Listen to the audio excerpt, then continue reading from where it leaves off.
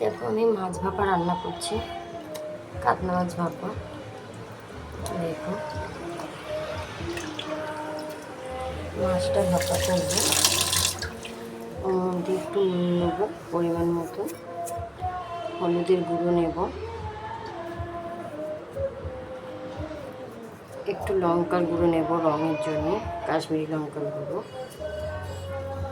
দই নেব,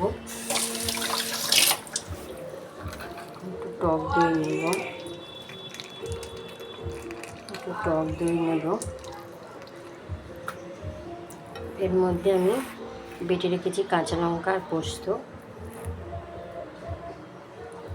আর কাঁচা লঙ্কা বাটাটা নিলাম। আমি একটু নারকেলের পাউডার দেবো, নারকেল পাউডার দেবো,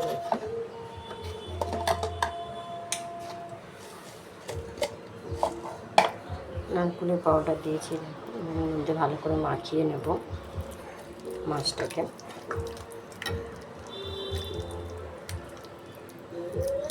ভালো করে মাখিয়ে নেব।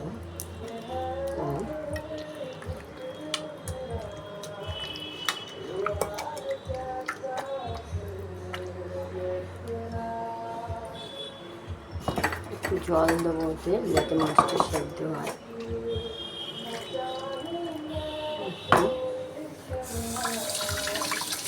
কাঁচা লঙ্কা দেবো,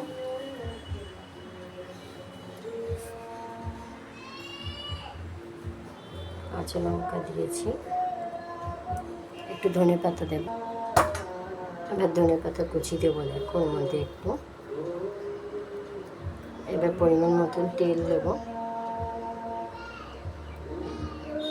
তেলটা দিয়ে একটু নাড়িয়ে চাড়িয়ে নেব,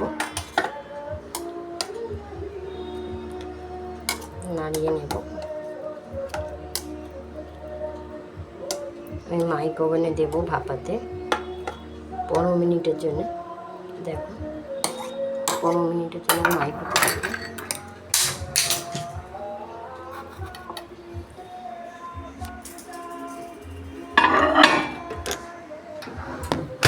ভাপানো বসিয়েছি,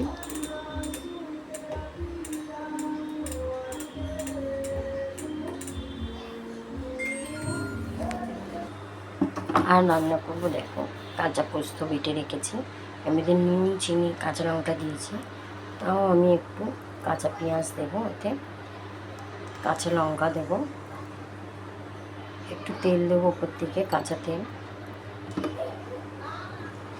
দিয়ে এটা ভাতের সাথে খেলে কিন্তু খুব ভালো লাগবে। দেখো কাঁচা পোস্ত বাটা, এটা দেখো মাছটা কিন্তু আমার হয়ে গেছে। মাছটা দেখো খুব ভালোভাবে সেদ্ধ হয়েছে। এই যে দেখো মাছ, আর এদিকে আমার পোস্ত বাটা খুব সুন্দরভাবে আমি করে রেখেছি। দেখো মাছটা